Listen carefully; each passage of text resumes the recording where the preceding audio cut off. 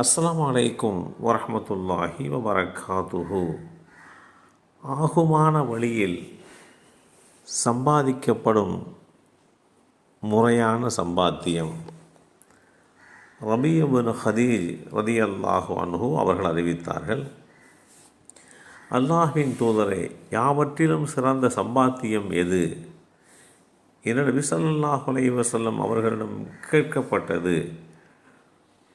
அதற்கு அல்லாஹ்வுடைய தூதர் ஸல்லல்லாஹு அலைஹி வஸல்லம் அவர்கள், ஒருவர் தன் கையால் உழைப்பதும் மோசடி செய்யாமல் பொய் பேசாமல் ஒருவர் செய்யும் வணிகமும் தான் என்று பதிலளித்தார்கள். இந்த செய்தி ஸஹீஹுல் ஜாமி என்ற நூலில் 1033 என்ற எண்ணிலே பதிவு செய்யப்பட்டிருக்கிறது. செல்வம், பொருளாதாரம் மனித வாழ்க்கையின் இன்றியமையாத தேவைகளில் பிரதானமான ஒன்றாகும். ஒரு மனிதனை அவர் உயிரோடு இருக்கும் போதும் இறந்த பின்னரும் சமூகத்திற்கு நல்லவராய் அடையாளப்படுத்துகிற முக்கிய காரணியாகும்.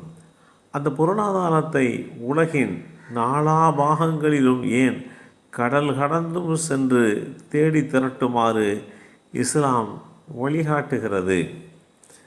பொருளாதாரத்தை அலங்காரம் என்று அறிமுகப்படுத்துகின்ற வேதமறை குர்ஆன், செல்வ வளமும் மக்கட் செல்வமும் மனிதனின் உலக வாழ்வின் அழகிய அலங்காரமாகும்.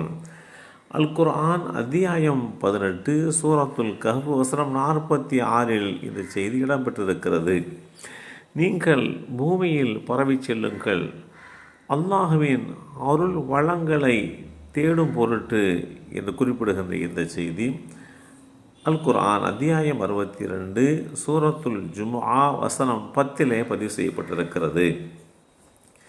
பொருளாதாரத்தை தேடுகின்ற வழி அனுமதிக்கப்பட்டதாக இருக்க வேண்டும், ஆகுமானதாக அமைந்திருக்க வேண்டும் என்று இஸ்லாம் வலியுறுத்துகிறது.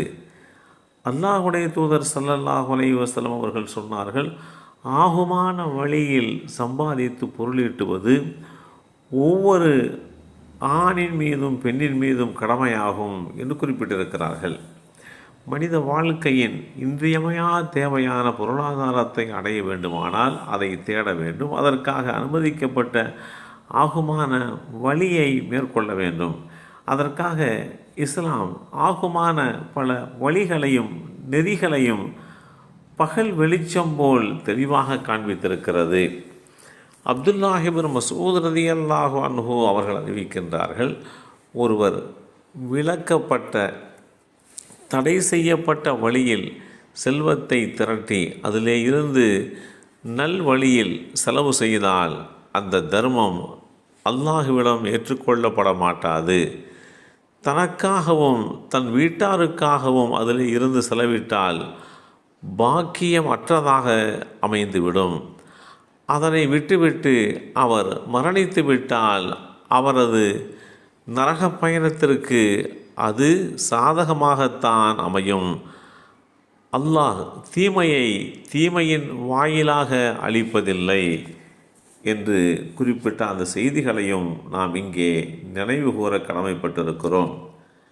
இத்தகைய அடிப்படைகளை புரிந்து கொண்டு முறையான வழியில் ஆகுமாக்கப்பட்ட பொருளாதாரத்தை அடைவதற்குண்டான வழிகளை புரிந்து கொள்ள வேண்டும்.